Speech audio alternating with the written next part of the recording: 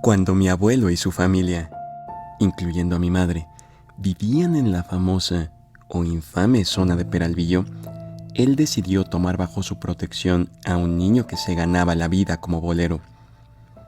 Casi todo cuanto sé de esta historia ha sido resultado de lo que mi madre y mis tías me contaron, salvo por pequeñísimos detalles que mi abuelo me pudo confiar. El muchachito era el sostén de su casa, y creo que eso le generaba ternura a mi abuelo, que sentía la obligación de ayudarlo y guiarlo. Supongo que los propios orígenes y experiencia de mi abuelo influía en su actitud paternalista.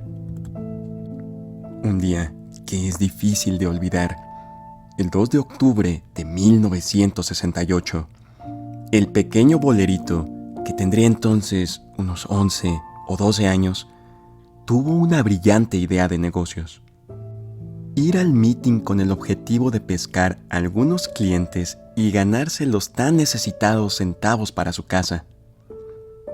Como podrán suponer, el bolero no regresó, causando preocupación en su madre y también en mi abuelo.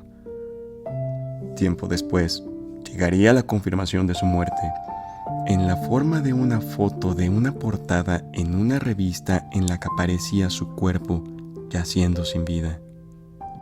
Esto no lo alejó de mi abuelo, quien asegura que, a los pocos días de su desaparición, lo pudo ver en la vecindad donde vivían, ahí, en las sombras.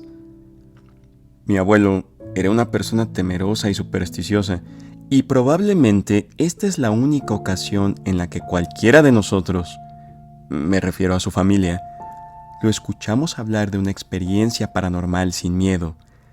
Más bien le inspiraba tristeza y dolor.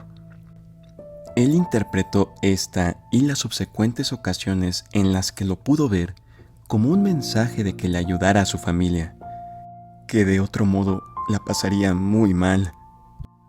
Mi madre me confiesa que tanto como era posible, mi abuelo honró su amistad con el muchachito, ayudando a su familia con algo de dinero y alimentos. Pero mi abuelo no era el único que lo veía. Poco a poco la gente de la vecindad reportaba que habían visto al niño, parado en la entrada de la vecindad, sentado en las escaleras. Los niños pequeños de la vecindad decían que tenían un amiguito ahí que les hablaba y que jugaba con ellos. Un niño que se apegaba perfectamente a la descripción del bolero. Mi madre habla de tener sueños con el muchachito, siendo ella la más pequeña de su hogar y más cercana de edad al bolerito. Era la que, aunque limitado, interactuó más con él. En estos sueños, el niño bolero refrendaba el mensaje, pidiéndole que le dijera a mi abuelo que no descuidara a su familia, que tenía mucho miedo de que se quedaran desamparados. Eventualmente, mi abuelo y su familia se mudaron de ese lugar e inevitablemente perdieron contacto con la madre del muchacho y sus hermanitos. Pasado el tiempo, mi abuelo decía que todavía, en su nueva casa, llegaba a ver al bolerito, solo que éste parecía molesto, dolido, porque el apoyo a su familia había terminado. A lo largo de los años, mi madre también siguió soñando con él, reportando lo mismo, que se aparecía molesto y dolido, preocupado sobre todo, porque le decía que su amigo, mi abuelo, ya no había honrado su promesa. Años pasaron. Mi abuelo falleció, y la historia del bolerito parecía haber quedado atrás, salvo por los esporádicos sueños de mi madre.